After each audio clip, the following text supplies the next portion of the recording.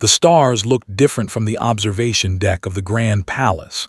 Had seen them from Earth, from the cargo ships that carried him across the galaxy, and from the military stations where he trained. But here, floating above the purple clouds of planet, the stars seemed closer. They seemed alive. Was not supposed to be on the observation deck. He was supposed to be standing at his post near the eastern corridor, watching for threats that never came. But his shift had ended 10 minutes ago, and he needed a moment to breathe. The palace was too large, too beautiful, and too strange for a human like him. He was 26 years old. He had grown up in a small town in Korea on a planet that most aliens considered primitive. Earth had only joined the Galactic Alliance 15 years ago, and humans were still treated like children who had just learned to walk. They were given simple jobs: guard duty, cleaning, maintenance, nothing important. Did not complain. He was grateful for the opportunity. His father had worked in a factory his whole life. His mother had sold vegetables in a market. They had never left Earth. They had never seen the purple skies of or the crystal towers that touched the clouds. Was the first person in his family to travel among the stars. The door behind him opened with a soft sound. Turned quickly, expecting to see his supervisor. Instead, he saw his friend.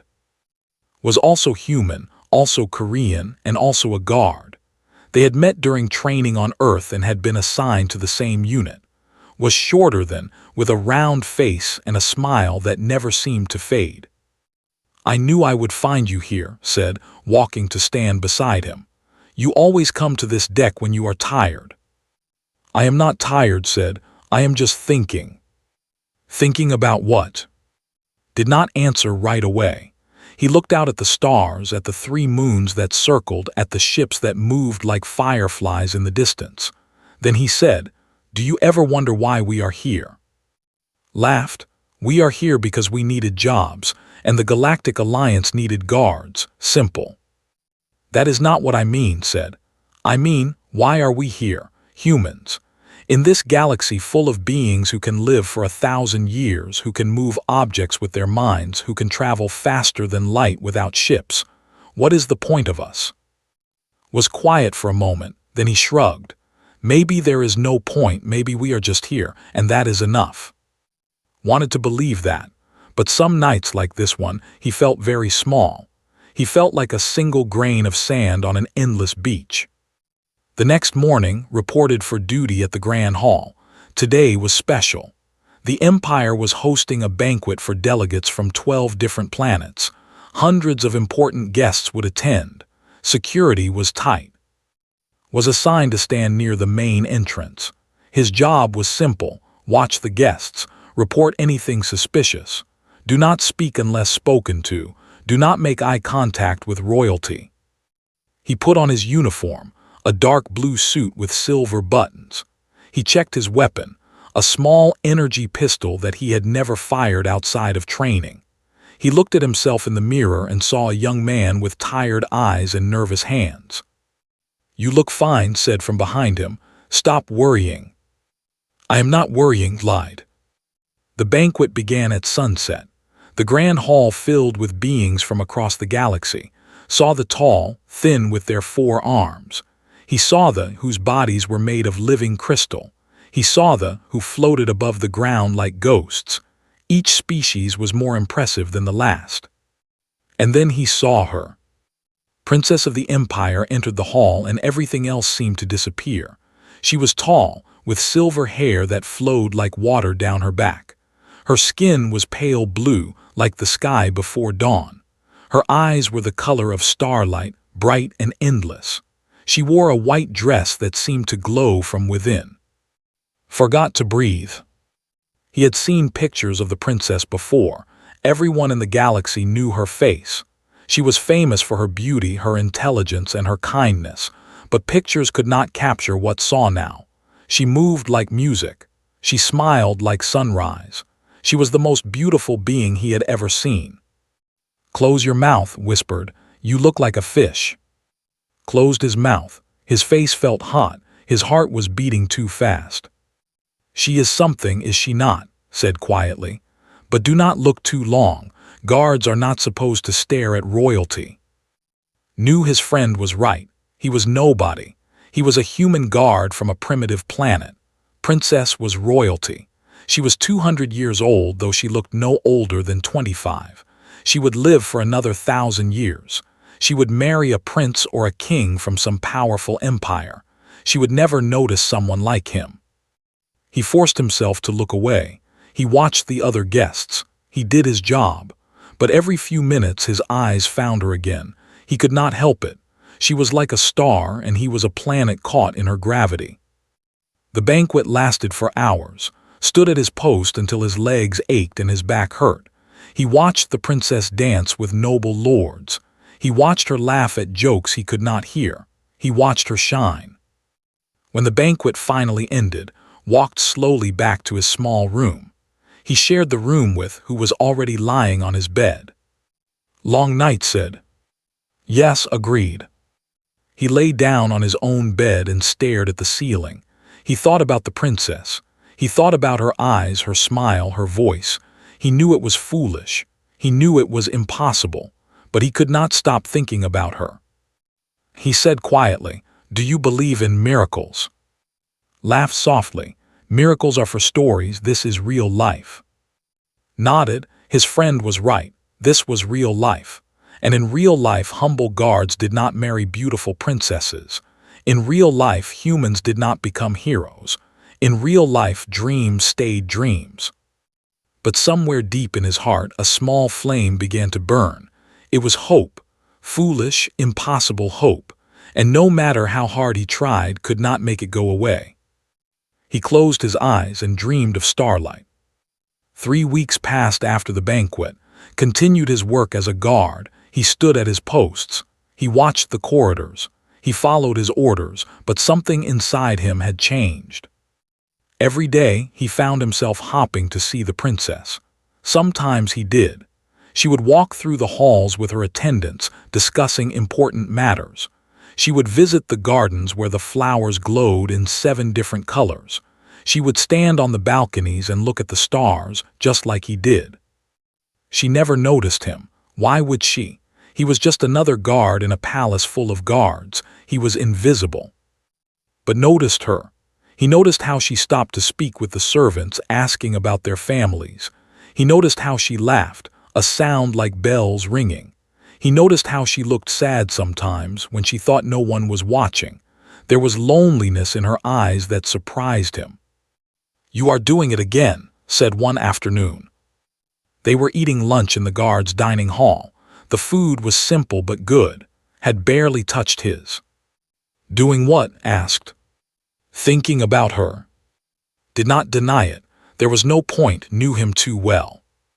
"It has been 3 weeks," said. "You need to forget about the princess. It is not healthy." "I know," said. "I am trying." "Try harder." But trying harder did not work. The more tried to forget princess, the more he thought about her. She was in his mind when he woke up. She was in his mind when he worked. She was in his mind when he fell asleep. It was like a sickness that had no cure. One evening was assigned to guard the northern observation deck. It was a quiet post, far from the busy parts of the palace. Few people came here. It was a good place to think. The deck was large and empty. Great windows showed the endless sky. The 3 moons hung low on the horizon, casting silver light across the floor. Stood near the entrance and watched the stars. An hour passed, then 2. No one came. Began to relax. He walked closer to the windows. He looked at the stars and tried to find Earth. It was too far away to see with his eyes, but he liked to imagine it was out there, a tiny blue dot in the darkness. The door opened behind him. Turned quickly, his hand moving to his weapon. Then he stopped. His heart stopped. Everything stopped. Princess stood in the doorway. She was alone, which was unusual. Royalty always had attendants. She wore a simple gray dress, not the fancy clothes she wore at official events. Her silver hair was tied back. She looked tired but beautiful, always beautiful. "Good evening," she said. Realized he should speak. He should bow. He should do something, but he could not move, he could not breathe. "Good evening, Your Highness," he finally managed to say. His voice sounded strange to his own ears. The princess walked into the room. She moved past him toward the windows and looked out at the stars. Did not know what to do. Should he leave? Should he stay? Should he speak? "I come here sometimes," Princess said, "when I need to be alone." "I am sorry," Your Highness said quickly. "I did not mean to disturb you. I can leave." "No," she said, "stay. It is nice to have company." Stayed, he stood a few steps behind her, keeping a respectful distance. His heart was beating so loud he was sure she could hear it. For a long time, neither of them spoke. They just looked at the stars together. The silence was not uncomfortable. It was peaceful. "Do you know why I like this place?" the princess asked. "No, Your Highness." "Because from here I can see everything. All the stars, all the possibilities, but I cannot reach any of them." She paused. "I am a princess. I have everything, but I have nothing that is mine." Did not know what to say. He had never heard a princess speak like this. He had always imagined that royalty was happy. They had wealth, power, beauty. What more could they want? "I am sorry, Your Highness," he said. "That sounds lonely." Princess turned to look at him. Her silver eyes studied his face, felt like she was looking into his soul. "You are human," she said, "from Earth." "Yes, Your Highness." "I have heard that humans feel things very deeply. Love, sadness, joy, is that true?" "I think so, Your Highness. We do not live as long as other species, so maybe we feel everything more strongly because we have less time." The princess nodded slowly. "That is beautiful," she said, "and sad." She turned back to the stars, watched her profile against the light of the moons. She was so close. If he reached out, he could touch her, but of course he would never do that. He was a guard. She was a princess. There was a universe between them. "What is your name?" she asked. "Your Highness." She repeated. The way she said his name made it sound like music. "Thank you for talking with me. Most people only tell me what they think I want to hear, but you were honest." "I would never lie to you, Your Highness." She smiled. It was a small smile, but it was real, felt his heart swell. "Good night," she said. Then she walked to the door and was gone. Stood alone on the observation deck. His legs were shaking. His hands were shaking. Everything was shaking. He had just spoken to Princess. She had asked his name. She had smiled at him. He needed to tell someone. He needed to tell. He found his friend in their room, reading a book on his tablet. "You will not believe what happened," said. He told everything. The observation deck, the princess, the conversation, listened without interrupting. When finished, put down his tablet and looked at him with serious eyes. "This is dangerous," said. "I know. She is a princess. You are a guard. If anyone finds out you have feelings for her, you will be sent away, or worse." "I know," said again, "but I cannot help how I feel." Sighed, "You are my friend, my best friend. I do not want to see you get hurt." "I will be careful." But was not careful. The next week he returned to the northern observation deck every evening. He told himself he was just doing his job, but he knew the truth. He was hopping to see her again. On the fourth night his hope was rewarded. Princess came to the deck again. They talked for an hour about stars, about Earth, about dreams. She asked him questions about human life. He answered honestly. This happened again and again. Every few nights she would come and they would talk. Learned that she loved music but was not allowed to play instruments because it was considered common. He learned that she had never eaten food with her hands because royalty always used special tools. He learned that she had never had a real friend. One night they stood together by the window, closer than they had ever been before. Could smell her perfume. It was like flowers from another world. "I should not come here anymore," the princess said quietly. "People are starting to notice." His heart sank. "I understand, Your Highness. But I do not want to stop." She looked at him with those starlight eyes. "You make me feel real." Did not think, he did not plan. The words came out before he could stop them.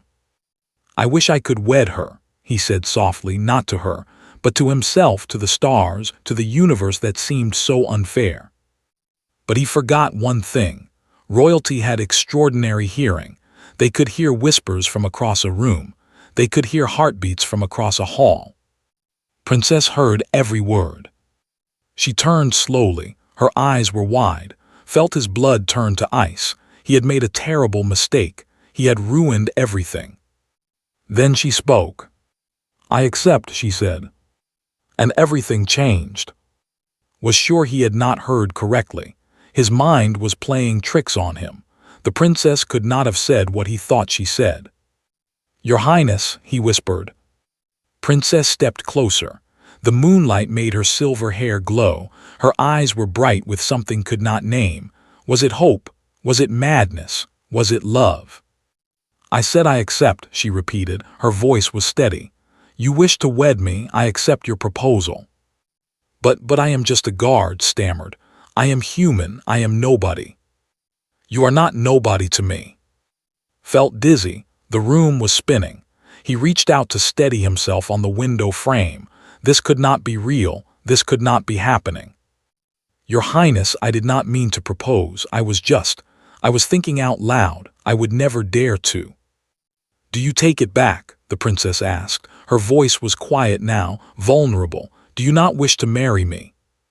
Looked at her beautiful face. He saw fear in her eyes. She was afraid he would reject her.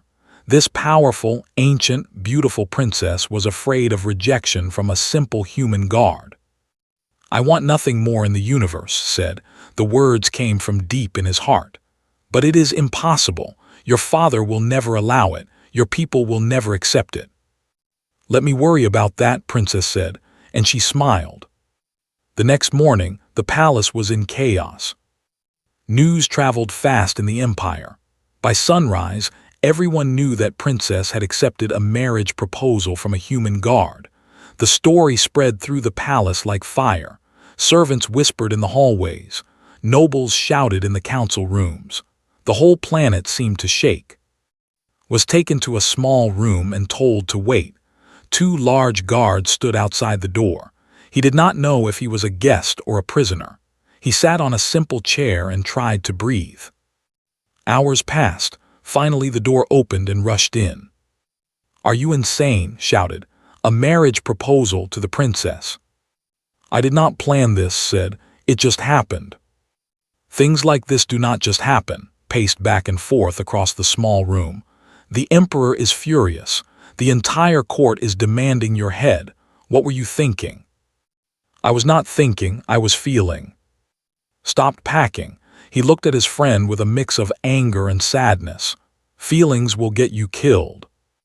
"Maybe," said, "but at least I will die knowing I told the truth." Before could respond, the door opened again. A tall official in golden robes entered. His face was cold as stone. "Human," the official said, "you will come with me. The emperor wants to see you." Stood, his legs were weak, but he forced them to move. Grabbed his arm. "Be careful," said, "please." Nodded. Then he followed the official through the winding corridors of the palace. The throne room was massive. The ceiling was so high that clouds floated near the top. The floor was made of crystal that showed stars beneath the surface. Hundreds of nobles lined the walls, all of them staring with hatred in their eyes. At the end of the room sat Emperor, ruler of the empire. He was ancient. He had lived for 3,000 years. His hair was white as snow, his eyes were hard as diamonds, and his power was absolute. Princess stood beside her father's throne. Her face was calm, but could see her hands were shaking. Walked forward until he stood before the emperor. Then he fell to his knees and bowed his head. "So," the emperor said, his voice echoed through the great hall, "this is the human who dares to claim my daughter." "I claim nothing, your majesty," said. "I only spoke what was in my heart. If that was wrong, I accept any punishment." The emperor laughed. It was not a kind laugh. A human, a creature that lives for barely a century, a species that cannot even leave its own planet without help, and you think you are worthy of a princess. I do not think I am worthy, Your Majesty, but I love her, and love does not care about worth. Murmurs rippled through the crowd. No one had ever spoken to the emperor this way. No one had ever been brave enough, or foolish enough. The emperor leaned forward. Do you know what happens to humans who reach above their place? They fall, and they break. Then let me fall, said. Let me break, it will not change how I feel. Silence filled the throne room. Even the clouds near the ceiling seemed to stop moving. Everyone was waiting to see what the emperor would do. Then Princess stepped forward. Father, she said, I have something to say. The emperor turned to his daughter. You have brought shame to our family, you have. I have found happiness, the princess interrupted. For the first time in 200 years, I have found someone who sees me as a person, not as a prize. Someone who talks to me, not at me. Someone who cares about my thoughts, my dreams, my fears. He is human, the emperor spat. He will die in 50 years. What kind of happiness can he give you? 50 years of true love is worth more than 1,000 years of loneliness, Princess said. Her voice was strong now. She was not afraid anymore. I have spent my whole life doing what was expected of me, marrying who I was told to marry, smiling when I wanted to cry. I am tired, Father. I am tired of being a princess. I want to be a person. The emperor stared at his daughter. Something in his hard eyes softened, just for a moment. He looked at her like he was seeing her for the first time. You love this human? He asked. Yes. Truly. With all my heart. The emperor was silent for a long time. The crowd held its breath, kept his head bowed, waiting for his fate. Finally, the emperor spoke again. There is an ancient law in our empire, the law of challenge. Any suitor who wishes to marry a princess must prove his worth through the trials of ascension. Looked up, he did not know what that meant, but he saw hope in Princess' eyes. If this human can complete the trials, the emperor continued, then he will have earned the right to marry my daughter. If he fails, the emperor smiled coldly. Well, humans are fragile creatures. The trials have killed many who were stronger. I accept, said immediately. The crowd gasped. Even Princess looked surprised. You do not even know what the trials are, the emperor said. It does not matter, replied. If there is any chance, any possibility that I can be with her, I will take it, even if it kills me. The emperor studied for a long moment. Then he nodded slowly. Very well, the trials will begin in 3 days. Until then, the human will be kept in the palace as a guest. He paused. Or a prisoner. The difference depends on his success. The emperor stood and walked away. The nobles followed, whispering among themselves. Soon, only a princess remained in the great hall. She ran to him. She took his hands in hers. Her skin was cool and soft. You should not have agreed, she said. The trials are dangerous. Many have died. I know, said, but I meant what I said. If there is any chance, I will take it. Why, she asked, why would you risk your life for me? Looked into her starlight eyes. He thought about all the nights they had talked on the observation deck. He thought about her smile, her laugh, her sad, lonely eyes. He thought about how she made him feel like he was more than just a guard from a primitive planet. Because you are worth it, he said. Because every moment with you is worth a lifetime without you. A tear rolled down Princess' cheek. It was silver like starlight. Then I will wait for you, she said. I will wait for you to come back to me. Squeezed her hands. I will come back, I promise. He did not know if he could keep that promise, but he knew he would die trying. The trials of ascension had not been held for 500 years. The last suitor to attempt them was a prince from the empire, a being made of living crystal who could survive in the vacuum of space. He died in the second trial.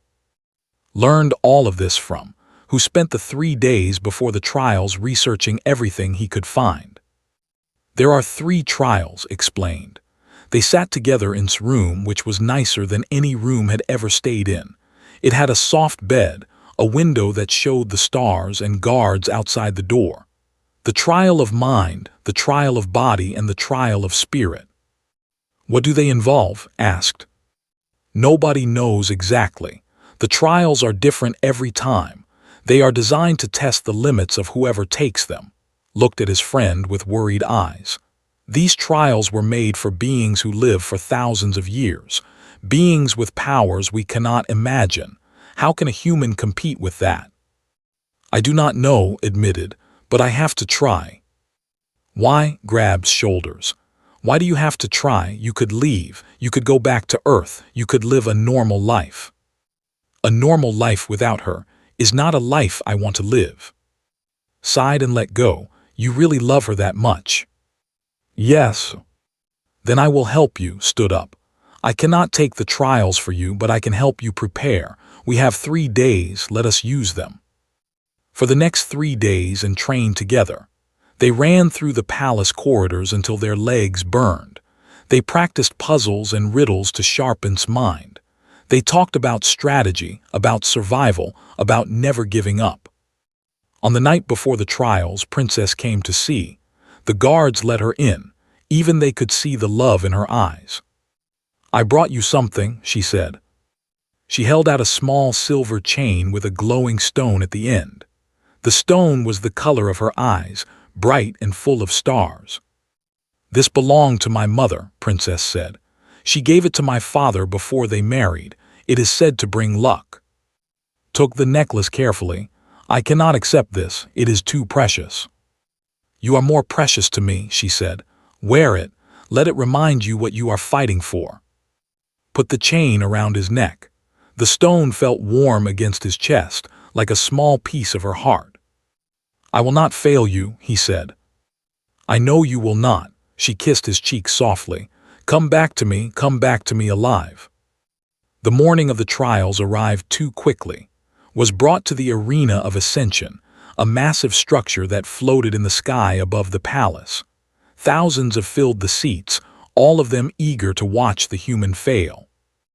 Emperor sat on a golden throne at the highest point of the arena. Princess sat beside him, her hands folded in her lap, her face pale with worry. Stood alone in the center of the arena. He wore simple clothes and carried no weapons. The silver necklace hung hidden under his shirt, close to his heart. The trial of mind begins, a voice announced. The floor beneath opened, and he fell into darkness. He landed in a room made of mirrors. Everywhere he looked, he saw himself reflected back. But the reflections were wrong.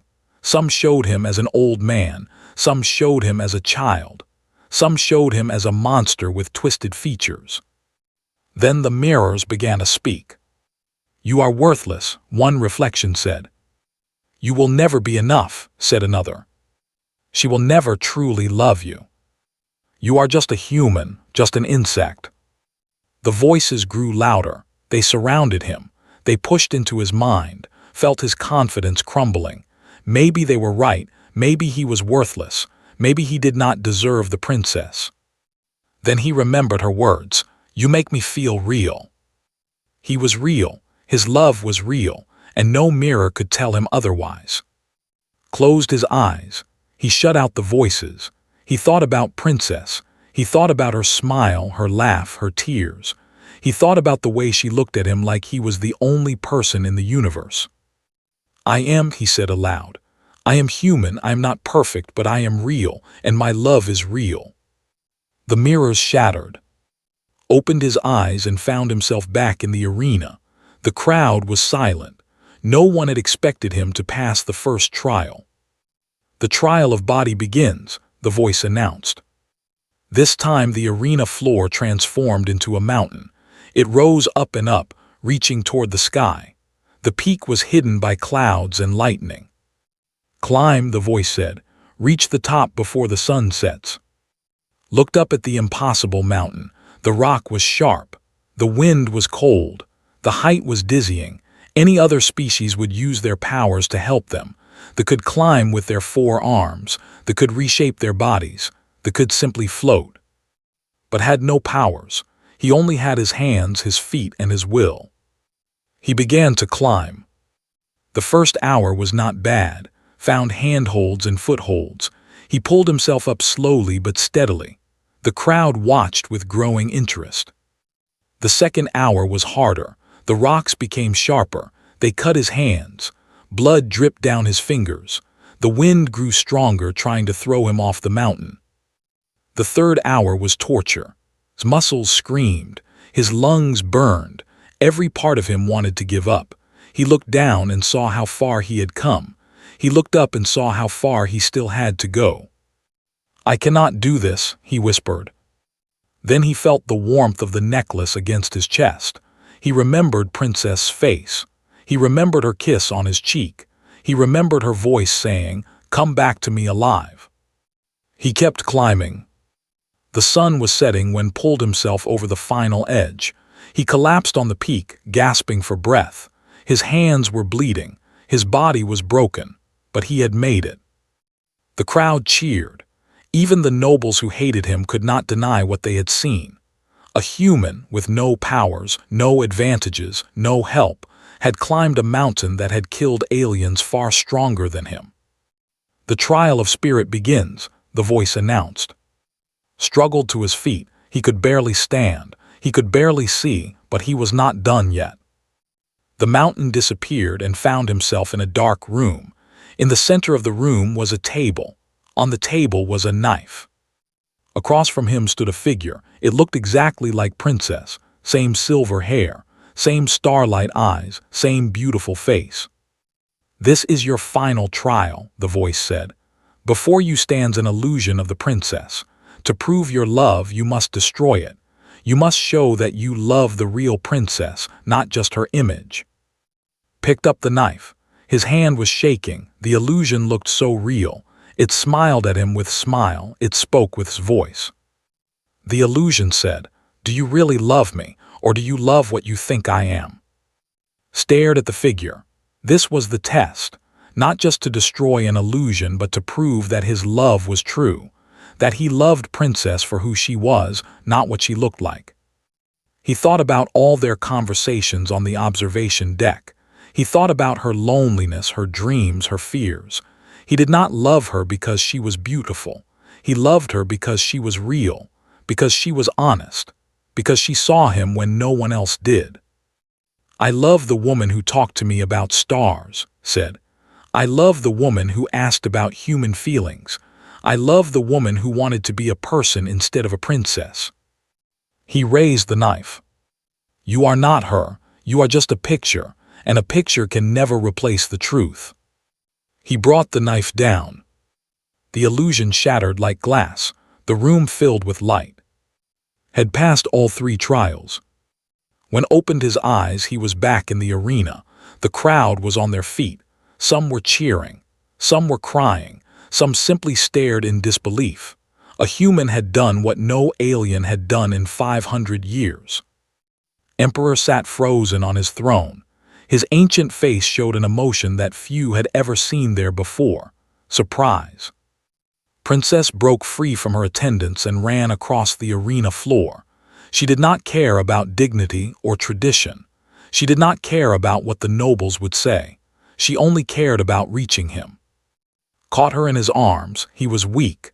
He was bleeding. He could barely stand. But he held her like she was the only thing keeping him alive, because she was. "You did it," she whispered. "You actually did it." "I promised you I would come back," said. Tears streamed down her face. Silver tears like starlight. "You stubborn, foolish, wonderful human." The crowd watched as the princess and the guard held each other in the center of the arena. Many had come to see a human die. Instead, they saw something far more powerful. They saw love. Emperor stood slowly from his throne. The crowd fell silent. Everyone waited to hear what the ancient ruler would say. The emperor walked down from his high seat. Step by step he descended until he stood before his daughter. His face was unreadable. His eyes were hard. "You have completed the trials of ascension," the emperor said, his voice carried across the silent arena. "By the ancient laws of our empire, you have earned the right to marry Princess." Felt his heart soar, but the emperor was not finished. "However," the emperor continued, "you are still human. You are still from a primitive species. Many in this empire will never accept you." "I do not need them to accept me," said. "I only need her." The emperor studied for a long moment. Then slowly something changed in his eyes. The hardness softened. The coldness warmed. "When I married's mother," the emperor said quietly, "my own father disapproved. He said she was beneath me. He said our love would weaken the empire." The emperor paused. "He was wrong. Our love made me a better ruler, a better person." Princess gasped. Her father had never spoken about her mother this way. "I see now that I was becoming my father," the emperor continued. "I was making the same mistake he made. I was putting tradition above truth, position above love." The emperor placed his hand on shoulder. The touch was gentle, almost fatherly. "You have shown more courage today than warriors who live for thousands of years," the emperor said. "You have shown more heart than any suitor who has ever sought my daughter's hand. You have earned more than a marriage, young human. You have earned my respect." The crowd erupted. This time there was no hatred in their cheers. There was wonder. There was admiration. There was hope. The wedding was held 1 month later. It was the grandest celebration the empire had ever seen. The great hall was decorated with flowers that glowed in 7 colors. Musicians played songs that had not been heard for centuries. Guests came from all corners of the galaxy, even the Scent representatives. And at the center of it all stood and he wore a suit of midnight blue, sewn by the finest tailors in the empire. She wore a dress of pure white that shimmered like moonlight. They held hands as they spoke their vows, and everyone who watched knew they were seeing something special. Stood in the front row, tears streaming down his round face. He had been named the official liaison between the Empire and Earth. It was a fancy title for a simple job. He would make sure that humans were treated fairly in the Empire. He would help build bridges between species. After the ceremony, there was a feast that lasted 3 days. Ate food he could not pronounce and danced dances he did not know. He met kings and queens and emperors from a dozen worlds. They all wanted to shake his hand. They all wanted to meet the human who had won the trials. But the moment remembered most was late on the second night. He had escaped from the party and found their way to the northern observation deck. Their observation deck. They stood together by the window just like they had so many times before, but everything was different now. They were husband and wife. They were partners. They were one. "Are you happy?" asked. "More than I ever thought possible," said. "Do you regret anything?" Thought about the question. He thought about all the pain he had suffered, the fear, the doubt, the blood on his hands from climbing that mountain. "No," he said, "not a single moment. Every step led me to you." Leaned her head on his shoulder. "My people are talking about you, you know. They say humans are not as primitive as they thought. They say maybe there is something special about your species." "There is nothing special about humans," said. "We are weak. We are fragile. We die too soon." "Then how did you survive the trials?" Smiled. "Because we love too much. We hope too hard. We refuse to give up even when everything tells us we should." He looked down at his wife. "That is not special. That is just human." The news of victory spread across the galaxy like wildfire. On every planet, in every system, beings talked about the human who had won the impossible trials. They talked about his courage, his determination, his love. On Earth became a hero. Schools taught his story. Children dressed up as him for festivals. His parents, who had never left their small town, were visited by leaders from around the world. They cried when they heard what their son had done. But more importantly, things began to change. Humans were no longer seen as primitive. They were seen as potential, Other species began to notice the qualities that had shown: the ability to keep going when all hope was lost, the power to love beyond reason, the strength to face impossible odds. Within a year, humans were being offered better jobs throughout the galaxy. Within 5 years, a human was appointed to the Galactic Council for the first time. Within 10 years, Earth was recognized as a full member of the Galactic Alliance, with all the rights and privileges that came with it. And watched these changes from their home on. They had children, 3 of them, each one a beautiful mix of human and. Their oldest daughter had silver hair and brown eyes. Their twin sons had pale blue skin and human smiles. The years passed quickly, grew older while stayed the same. His hair turned gray, his face grew lined, but his love never faded. On his 80th birthday, sat on the observation deck with his wife beside him. He was old now. His body was weak, but his heart was full. "I have lived a good life," he said. "You have lived a great life," corrected him. She held his wrinkled hand in her smooth one. "Are you sad?" asked, "that I will leave you soon?" Was quiet for a moment. Then she said, "My father was right about one thing. You will leave me too soon, but he was wrong about everything else." "What do you mean?" "He said 50 years of human love was not worth 1,000 years of life, but he was wrong." Looked at her husband with tears in her starlight eyes. "These 50 years with you have been worth 10,000 years alone. You taught me how to live, you taught me how to love, you taught me how to be human." Smiled. It was a peaceful smile, a happy smile. "That is what we do," he said. "We humans, we teach the galaxy how to love." He closed his eyes and leaned his head back. The stars shone through the window. The 3 moons of glowed silver in the sky. And somewhere in the distance, a small blue planet called Earth spun quietly through space, producing more dreamers like every single day. More humans who would reach for the stars. More humans who would love beyond reason.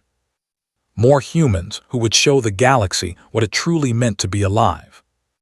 And that was humanity's greatest gift to the universe. Not technology, not power, not long life. Just love. Simple, stubborn, impossible love.